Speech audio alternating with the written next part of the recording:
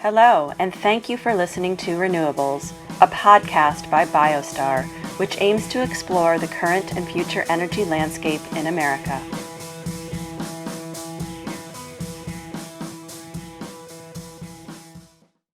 Welcome back to Renewables. Thank you to all of our listeners and followers, viewers who have been tuning in to our episodes.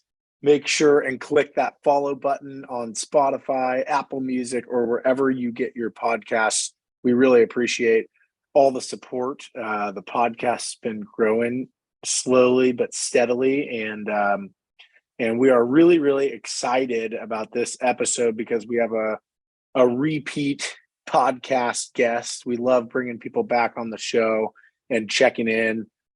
Andrew Barth, he's a partner at CSD Energy Advisors, friend and work colleague. We kick some deals back and forth, and CSD helps advise us on all sorts of different things related to transactions that we're working on. So Andrew Barth, thank you so much for coming back on the show. It's great to see you, man. Yeah, thanks for having me. I appreciate it. I'm excited to be back and had such a great time the first go around that thought, why not do it again? Awesome. Well, I'm really excited about when Andrew and I kind of caught up a couple of weeks ago and we talked about doing a podcast. I did not expect to kind of take the turn that we did as far as what you're working on. So there's a lot of exciting stuff. We're going to talk about crypto bros. We're going to talk about the energy markets. We're going to talk about all kinds of stuff. But first, for our listeners and viewers who might not have caught your first episode, you should definitely go back and listen.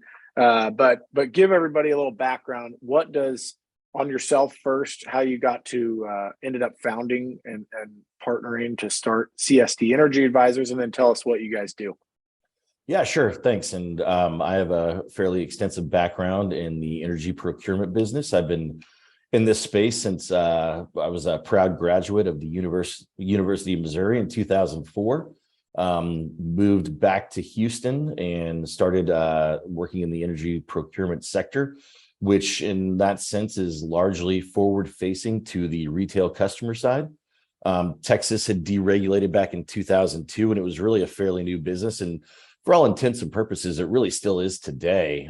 If you think about a business sector that's really sort of 20 years old. And so, it's still changing, and there's all sorts of things that we're still learning every single day. And of course, we've had a number of other states deregulate along the way. So it's opened up a lot of opportunities for us to continue to grow our business. But we're based here in Houston, Texas, myself, three other partners, and our team here.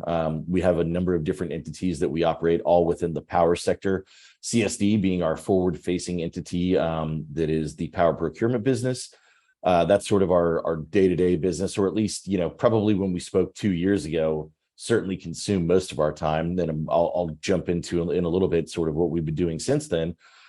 We also have an entity called Lynx Energy Partners. Lynx is a QSE in ERCOT, so a qualified scheduling entity. We operate a demand response business, so load curtailment. We have Lynx Asset Management. I believe since we last spoke, we actually have power generation now out in West Texas. So we're doing some energy arbitrage in that space. And then we also have Roots Clean Energy, which is our renewable desk, where we buy, sell, trade RECs, consult on solar projects, battery projects, really anything in the renewable space. But I think, for us is we really look to take on any projects that are very power centric.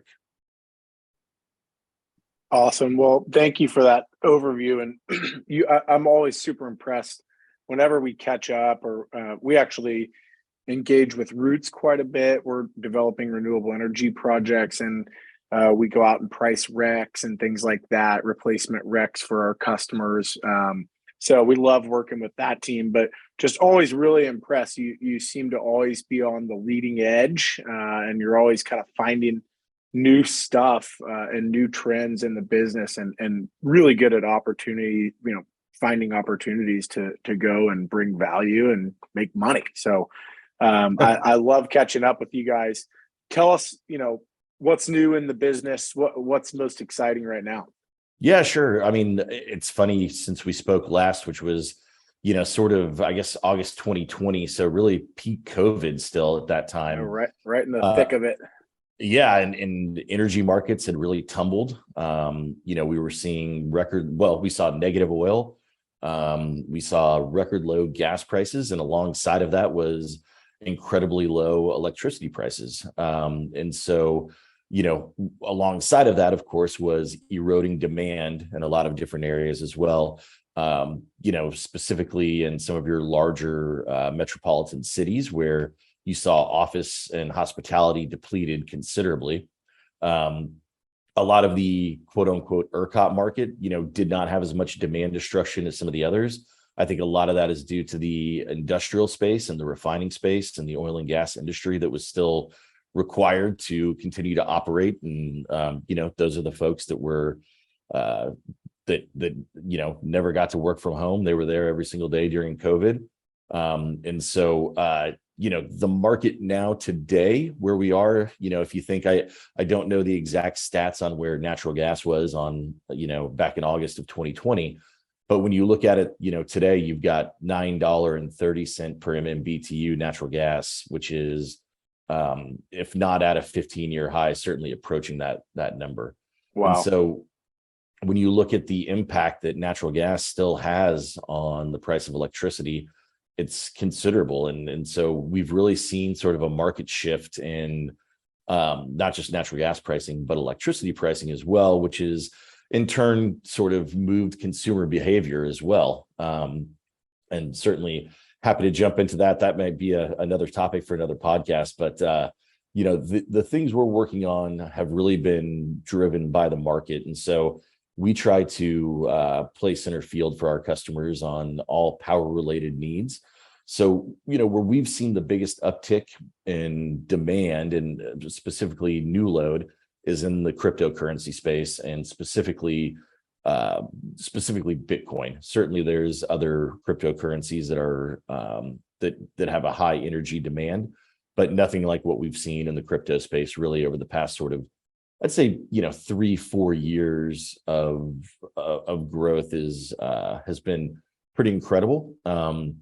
Specifically when the Chinese government said that they were no longer going to allow the mining of cryptocurrencies, that really shifted the market to the US and specifically to your less regulated states, which tend to have lower rates.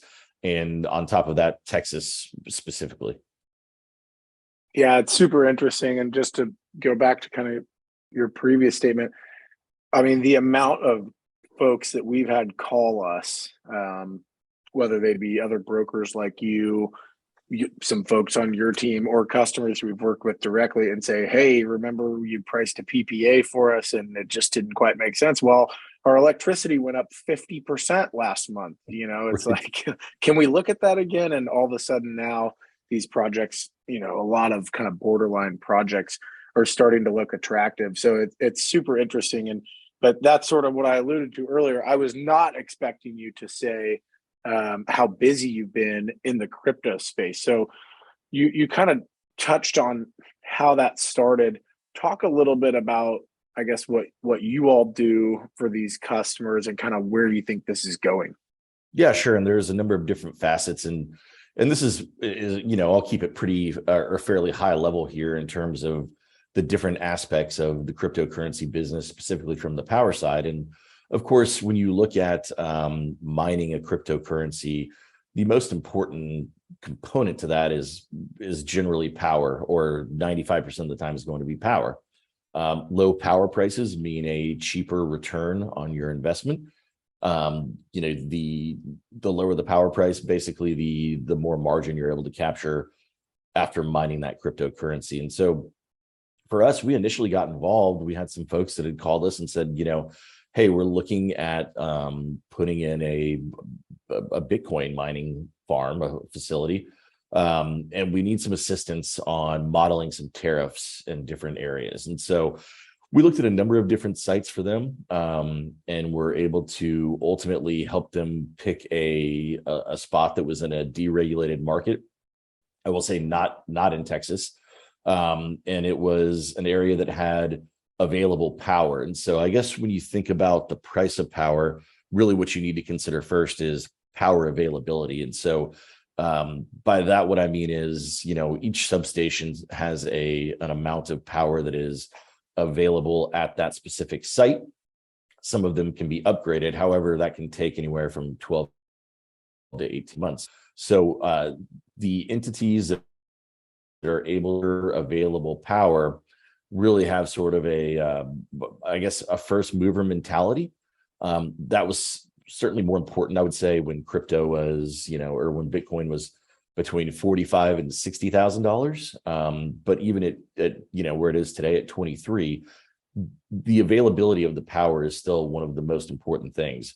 I will say what we previously saw was people were willing to pay a little bit more if they had power available sooner. That has waned a little bit in the sense that, they're saying, I'm willing to wait a little bit longer for the cheaper power, just because the price of mining is not as attractive, or the price of Bitcoin is not as attractive for the miner as it was, a year ago or even less. So this is probably a whole other episode. And I'm going to throw a little bit of a curveball at you. You're a guy who understands markets at a high level very well. Is the price of Bitcoin going to make a prediction? Is the price of Bitcoin going to go back to 45,000? I don't speculate on the price of Bitcoin. Good answer. And the reason being is that, we're in so many different facets of it for us, and is that, where we found the biggest return is not speculating or trading the currency, but also really has been more so in mining and creating the Bitcoin. And so that's really been our focus more so is, when you look at the market right now, and certainly prices are low, but, there was a number of individuals that got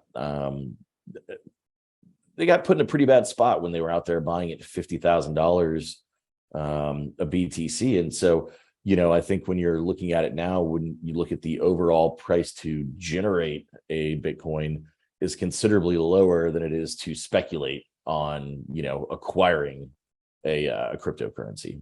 And so, good answer.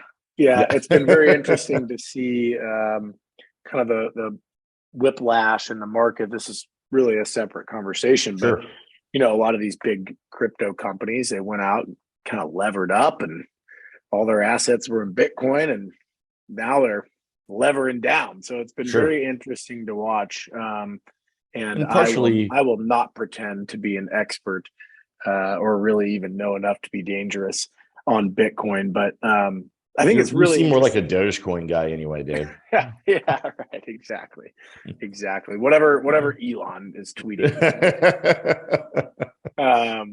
So I think it's super interesting, though, kind of availability trumping price. You're seeing that change a little bit. Are you also seeing, because we're just starting to see it every corner we turn around, it seems interconnection times are getting longer, upgrade times are getting longer. Are you seeing that kind of across the board, where these utilities are really just kind of inundated with new applications, and these, the time to go and make the upgrades necessary just keeps getting longer and longer? Without a doubt. I mean, the entire industry has really taxed the crypto industry has taxed the utility industry bigger than sort of even the oil and gas boom when everyone was trying to get power out in West Texas. And I don't know if it's a lack of resources.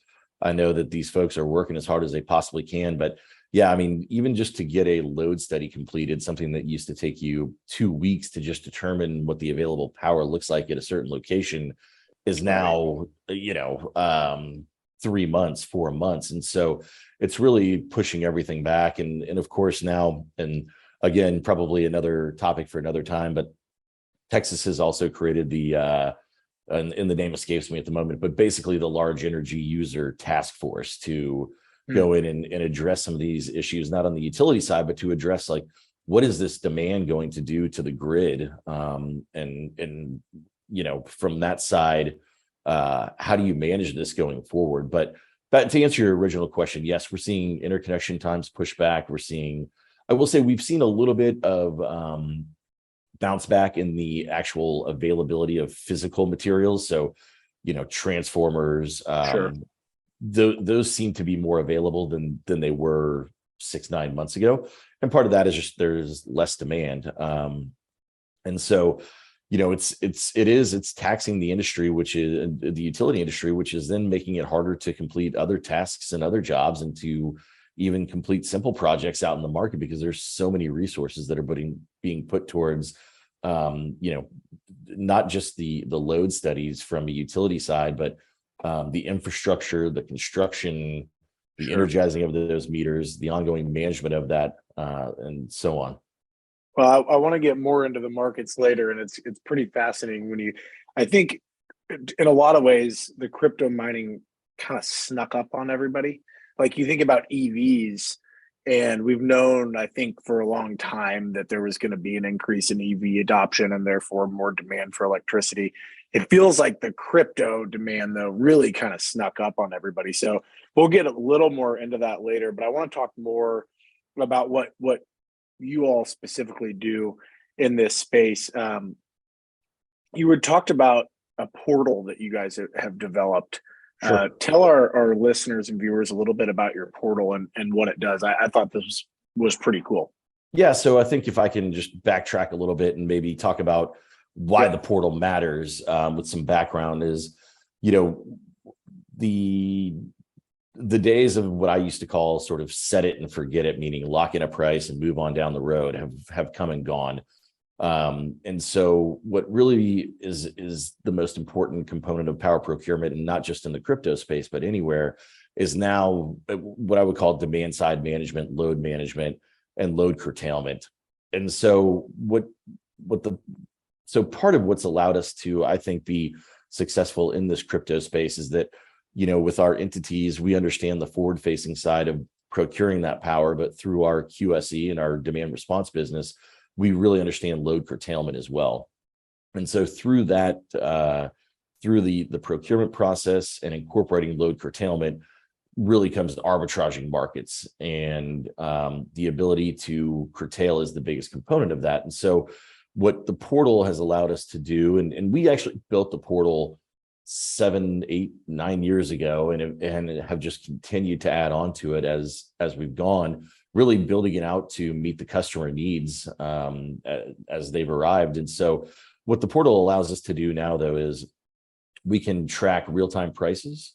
We can track we're constantly tracking the price of Bitcoin, and we're tracking a number of other different components to determine whether or not that there should be a curtailment event, meaning have prices moved away from you to where it's now more expensive to create that Bitcoin.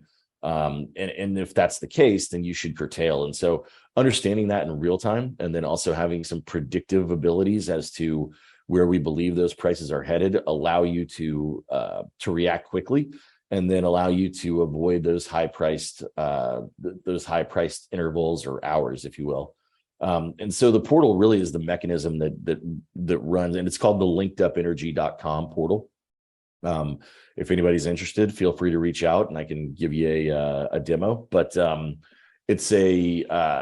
it really is a full scale management tool that corresponds with the software that the miners have, and works with them to price signal and curtail that energy consumption when necessary. That's fascinating. I would love to see it, and it's really cool that.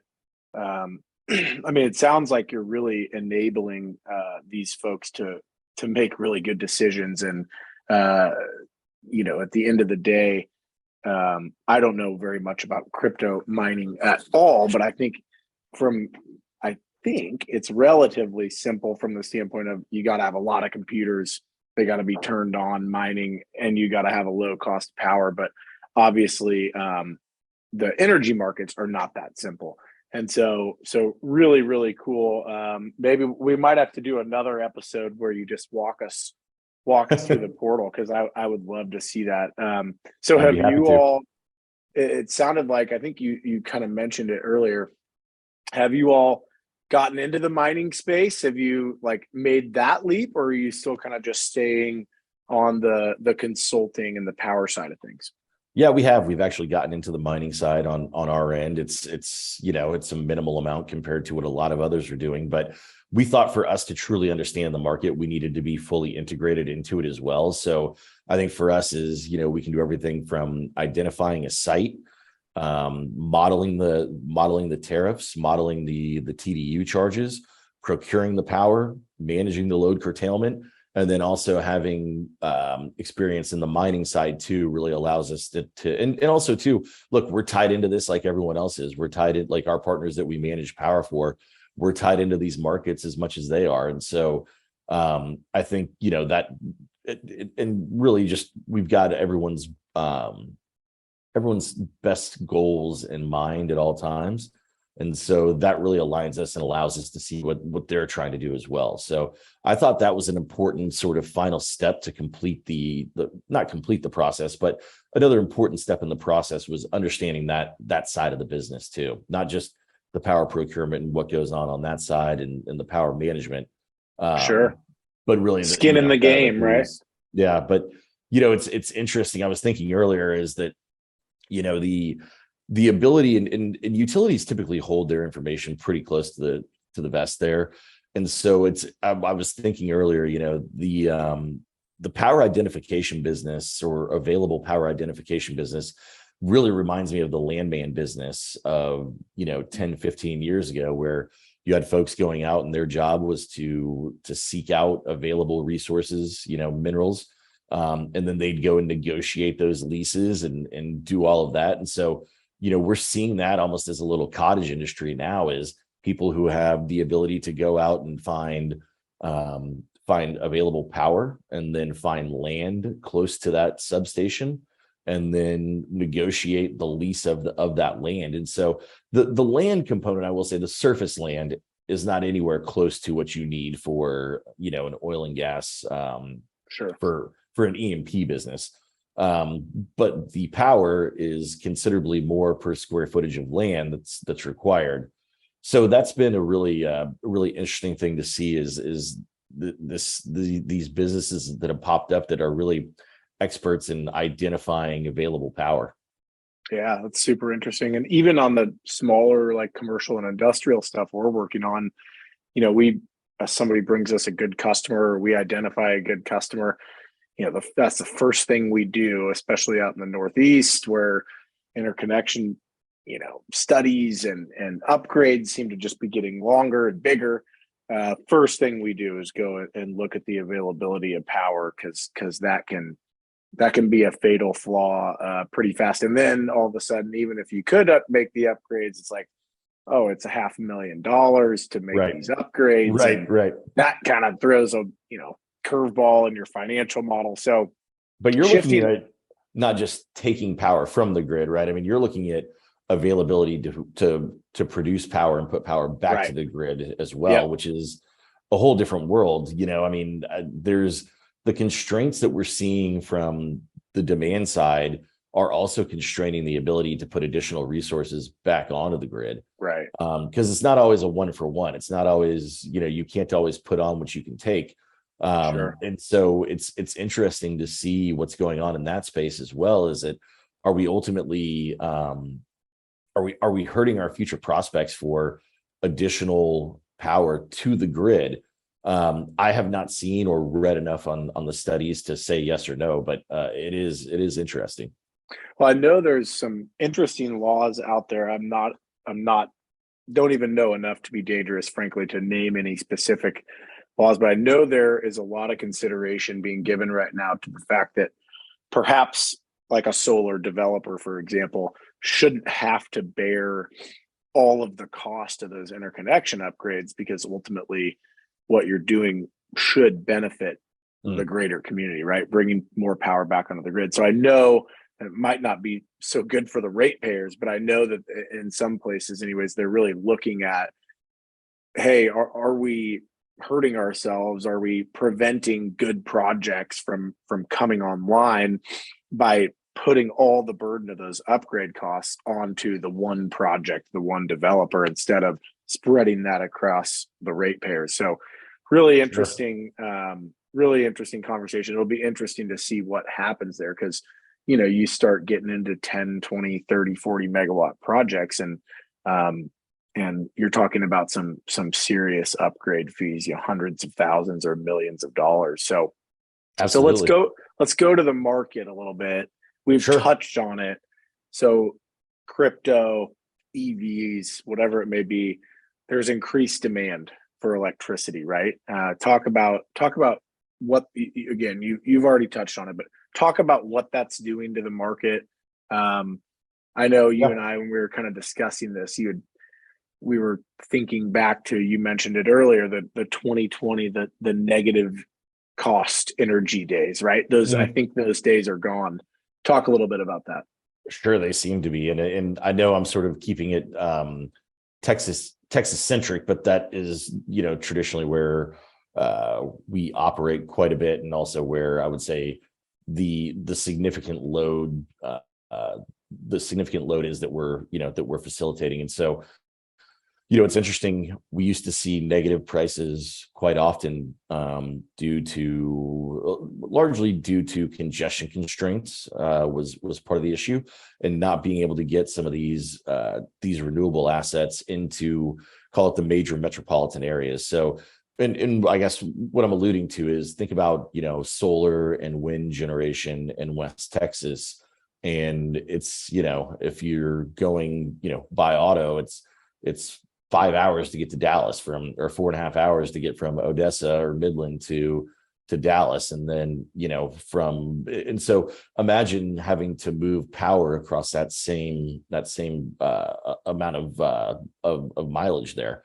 And so when you think about the markets, what we've started to see is that these folks that are, you used to not have this sort of 24/7 load profile that we're seeing really in the last 2 years, and specifically with a lot of the crypto operating with, if you think about the crypto space, they don't need many employees. I mean, it could be a 100 megawatt demand facility, and they maybe have 5 people that they need to work there, right? So they're operating 24 hours a day, 7 days a week, outside of course, load curtailment times. And so what we're seeing is, we're not seeing the low lows that we once saw, because that demand is there to suck up that available power. So what we're essentially seeing is the average, or the non-weighted price of power, has really started to move up considerably, because there's not that low anymore, because there's so much demand to take that power from the grid these days. And so it's really, yes, and it's shifting the demand curve too, because there's just not that opportunity to really take that low priced power from, call it, 8 p.m. till 8 a.m. like we used to see. Yeah. Does that make the need or necessity for storage that much more important? I'll tell you, I'm sort of still, for me, the jury's still out on storage. Obviously, it's important, especially as you have sort of that, call it the sunrise, sunset issues that we have, where wind's coming off and solar's not on, or solar's coming off and wind's not showing up yet. And so, I think storage is important. The problem with storage for me is just, it's such a limited capacity. We talk about February of 2021, which is a whole nother issue that we could get into since we spoke last. But everyone's like, oh, if we would have had storage, we would have been fine. It's, well, we would have maybe had another 2 or 4 hours of available power that we could have accessed. It just, to me, the dollar amounts for battery are still prohibitive to what they're able to provide, and the ability to give you long-term, long-lasting power. If you need to fulfill an hour, 2, sure, absolutely, that's great. But I will say batteries are another thing that are going to shift the demand curve, because they're going to be looking to charge at night. And where a lot of people have modeled these batteries, where they're saying, well, we're going to get 2-cent power or 1-cent power or free power in the evenings, and we can charge all night for free, and then deploy an arbitrage into these markets. Well, you're not charging for free anymore. You're paying certainly not a premium, but you're most likely paying higher than what you thought you were going to pay, call it 9 months, 15, 18 months ago.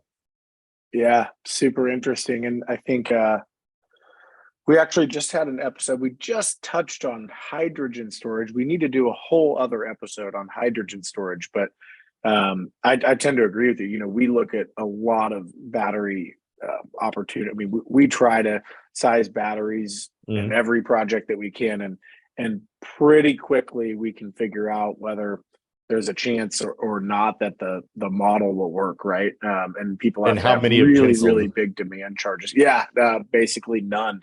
Right. And I mean, it just takes such a unique kind of situation to really make it work. But then, like you just said, well, now all of a sudden there's 50 new crypto mining facilities, and the way you modeled that and the reason it worked, it has changed. And so Right. It really does take, in my opinion, a group like yours, a group who can think a little bit bigger picture, and kind of see the market from a higher level to really figure out where it makes sense to deploy these types of technologies. So we talked a little bit about the taxing, the issues this is creating for utilities infrastructure, and how the utilities are keeping up, which I think the answer is not all that well. But let's kind of shift into pricing, which we really kind of touched on at the top of the episode. What's going to happen to pricing in the next decade? Because we have, like I mentioned earlier, all these folks are coming back, hey, knocking on the door, hey, our costs have gone up 50%. We want to do solar now. Whatever it is. Are prices just going to keep going up? I know you don't have a crystal ball, but are we just going to keep seeing increased pricing for the next decade? How do you see this shaking out? I don't know about the next decade per se, but I think what we're seeing is a number of different things. One is natural gas prices are, as we mentioned before, very, very high. I don't necessarily, look, I think they're probably a little bit higher than what they can sustain. But what's really driving that too is, we're partially driving that is we're exporting a ton of LNG right now, and that number is only going to grow. If we don't begin to bring on some more production, I think we're going to see some real issues in the availability of natural gas. And when I say issues, I think we're talking, 24, 25, 2026, something like that. Because these LNG facilities do take quite some time to actually get online. And so I think that's one of the big concerns right now is we're seeing extremely high prices, but not necessarily seeing additional drilling capacity coming online. And so, and there's a myriad of reasons as to why. But as far as prices go, it's hard to say that if you look at the ERCOT interconnect, I think the peak demand for the next 5 years is projected somewhere around 80 or 85 gigs. Now, that being said, we almost hit 80 last month. So, that's I don't see that growth slowing. But, that being said, if you look at the interconnect, the amount of power that's looking to come online is, in the interconnect alone is like 100 gigs. And so that would exceed demand, by quite a bit. And so I think when you think about, I think we're still going to see a bumpy ride for the next 3, 4, 5 years. And I think what you're really going to see too is, I don't know if it's high prices so much as we're going to continue to see a ton of volatility. And I don't know what's worse, because volatility can certainly lead to high prices because you have a lot more risk that you have to account for within that. So I think I would say, and sorry, I know I'm not giving you a direct answer here, but no, this is great. I think we've got a few more years, again, 4, 5, 6 years of increased prices or higher prices than what we were used to maybe for the last 4 or 5 years. But eventually eventually the load should outpace demand considerably. But where we're seeing really a lot of the volatility is more so in the ancillary service markets, and certainly in the real-time markets.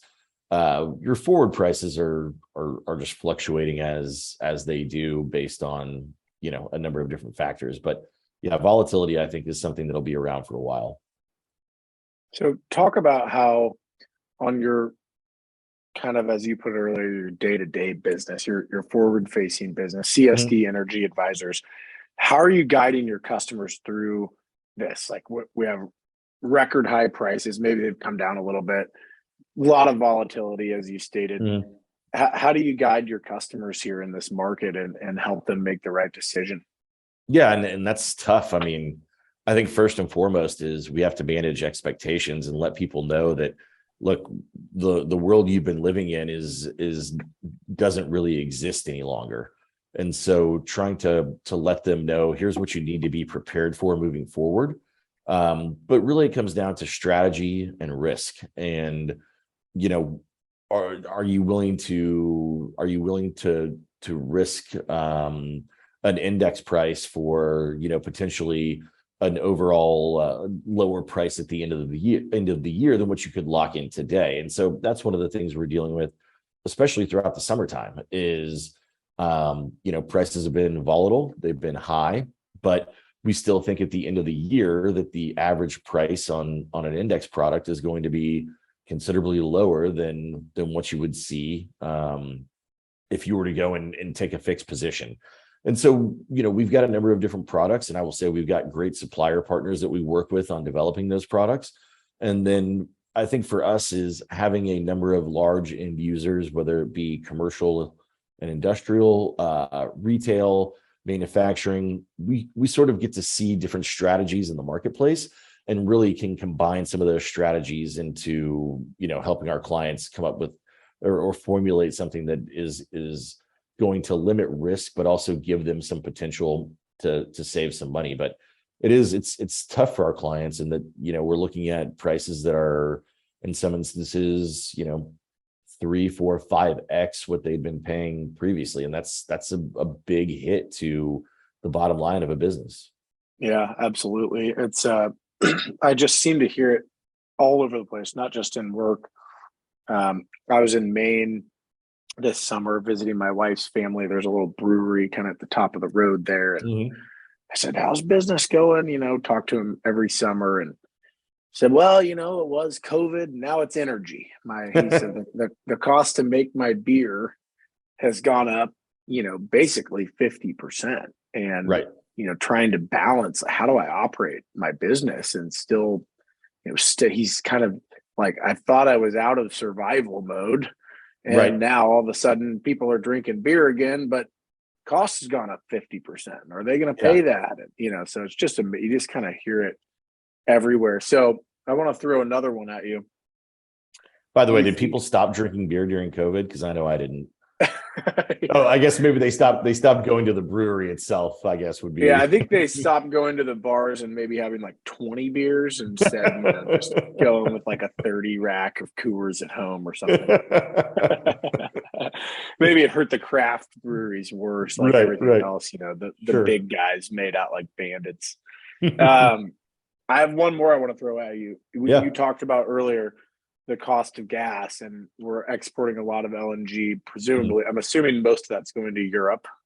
Yes. Is that safe to assume? Okay. And so obviously it wouldn't be, back in 2020, it wouldn't have been a podcast without talking about COVID. Wouldn't be a podcast in 2022 without talking about the war in Ukraine. So in everything we're seeing geopolitically over there right now, and now Russia, shutting down, what is it, the Nord pipeline? Do you see a big problem coming this winter for Europe? Without a doubt, yes. And that will, I was in a meeting yesterday, and we were having this very similar conversation. The guy said, Russia has basically weaponized natural gas to the extent that they are using it to torment anybody who, wants to, well, I don't even want to get into the political side, but yes, they have weaponized natural gas to the extent that they are wreaking havoc across Europe. I think it was yesterday we saw what would be the equivalent of, for a while, and also too, Asia is a contributing factor in the LNG markets as well. They're a large consumer, nothing like what Europe is right now, but Europe's prices are 10 to 20 times what we're paying right now. Wow. And so at the end of the day, these guys, these LNG facilities are, they're spending billions of dollars to get these things up and running. And so there's a considerable amount of profit taking going on by shipping to Europe. But yes, you can look at just even US based storage is tracking well below the 5-year average, which is concerning. Part of that has been due to a much warmer than expected summer, or maybe not even expected, but record highs in many different parts of the country. And so there's been a considerable amount of natural gas used to generate power. But yes, I do think Europe is going to be in a tough spot this winter. Can we bail them out of that? Like, do we have enough resources here to export them to get them through a winter? It feels like the answer would be no, considering, we need some of it domestically too, right? Sure. And yeah, you're right. The answer is no. And part of that is due to they've had record heat as well. So they've been consuming everything that they can get. And then, we're currently maxed out on our LNG capacity. We don't have the ability to, I shouldn't say maxed out 100%, but it's not like we can all of a sudden say, well, we'll just triple what we're sending over. We don't have the ability to compress or to ship that much any more than what we're currently doing. Yeah, that's amazing. It's kind of scary, definitely scary. Also seems like an opportunity for American companies who are exporting this stuff to go get more projects online. And I think then you can't have that conversation without sort of getting into the politics of, well, sure, are they being incentivized to do that or not? Or and we don't have to go there, but it'll be very interesting to monitor in the next 3, 4, 5, 6 months that situation and what happens. Andrew, this has been so interesting. I always really enjoy chatting with you and love hearing about what you guys are up to over at CSD.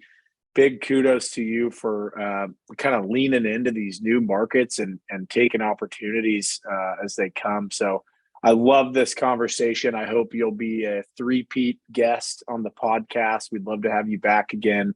Maybe we'll do a winter episode and reevaluate LNG exports and everything like that. So as we wrap up here, tell our listeners and viewers how they can find you online, get in touch, follow your tweets, whatever. Are you a tweeter or a LinkedIn guy?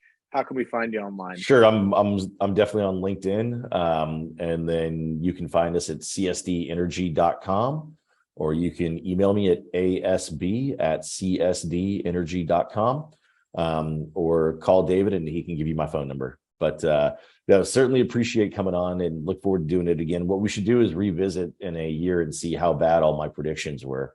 I like that. I'm sure they'll all be spot on. Right. That sounds like a great plan. We'll definitely. Thanks for the opportunity, and we appreciate our relationship with you guys and appreciate the opportunity to come join you. Likewise, absolutely. So thank you to all of our listeners and viewers who tune in to the podcast. This has been another episode of Renewables.